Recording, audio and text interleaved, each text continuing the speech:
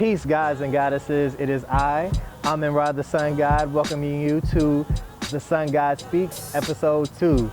Hey, that rhymes. But anyways, man, I'm so excited to have you all here because today's topic is one of my favorite things to talk about with my friends. You know, I love to challenge people about what they know and kind of take things that people take literally in spiritual texts and turn them into metaphors. You know, I'm a poet, so that's one of the things that I love to do. So today we're going to be talking about the Garden of Eden and the Adam and Eve story and how that can be seen as a metaphor for how your brain works.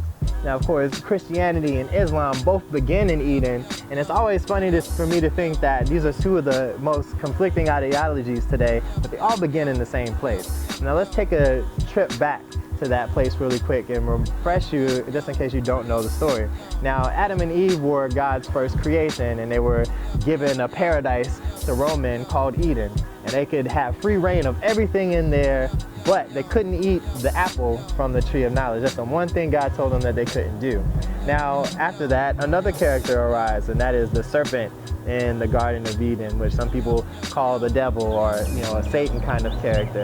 And he convinces Eve to eat the apple and share it with Adam. Now, when Eve eats of the apple and shares it with Adam, they become aware of their human selves and their human nature, and they were ashamed of breaking God's rule. And because of that, God cast them out of Eden forever, and they lost paradise, and we kind of ended up here in this world. Now, your brain is broken into two hemispheres, your left hemisphere and your right hemisphere. The left hemisphere is associated with masculine thought, like logic, reasoning, mathematics.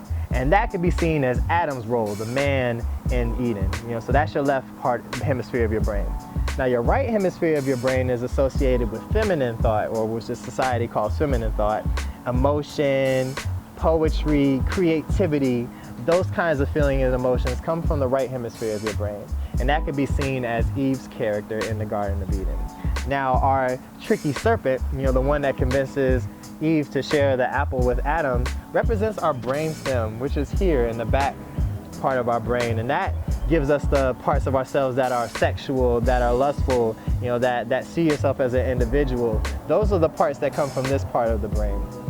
Now, God, the entity that connects all of these things, is seen as the pineal gland, or what we call the third eye in popular culture and society. And of course, you see that representation on my beanie here today. Now, that's representative of God because it connects all of the hemispheres and parts of our brain, and it's rumored to give you a sense or a tune in to a higher state of consciousness or awareness. Now, when you activate every part of your brain, you know, because it said we only use about 7% of our brains, but when you activate everything, once you understand and embrace all of the parts of yourself, that's when we begin to return to the Eden that we once left. Understanding and embracing the parts of you that are masculine, understanding and embracing the things that make you feminine, and also the things that make you like a beast, and as well as the things that make you godly, which is that third eye or that pineal gland. You understand that this brain is not just an interpreter of an experience, but it's a creator of an experience. Everything that you see here, myself, you know, this whole experience that you're having at this moment between you and I is the only thing that exists, and we are creating it. And once you come into that understanding, we return to paradise. We return to that place where anything and everything is possible. All you have to do is activate it. Now, how do you activate it? Well, from my personal experience, it's all about surrender to the perspective that you are a creator.